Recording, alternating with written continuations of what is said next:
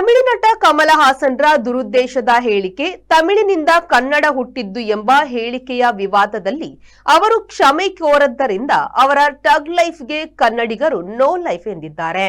June 6ರಂದು ಕಮಲ ಹಾಸನ್ ನಟನೆಯ tug life cinema ಬಿಡುಗಡೆ ಆಗುತ್ತಿದೆ.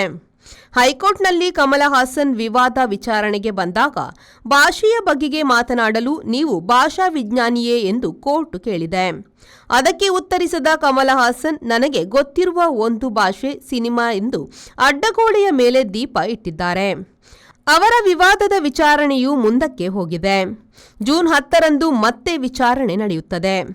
ಈ ನಡುವೆ ಕಮಲ ಹಾಸನ್ ಕ್ಷಮೆ ಕೇಳದೆ ಅವರ ಟಗ್ ಲೈಫ್ ಸಿನಿಮಾ ಬಿಡುಗಡೆಗೆ ಕರ್ನಾಟಕದಲ್ಲಿ ಅವಕಾಶ ನೀಡದಿರಲು ಕನ್ನಡ ಹೋರಾಟಗಾರರು, ಸರ್ಕಾರದ ಸಂಸ್ಕೃತಿ ಸಚಿವರು, ಕರ್ನಾಟಕ ಫಿಲ್ಮ್ ಚೇಂಬರ್ ನಿರ್ಣಯ ಕೈಗೊಂಡಿದೆ.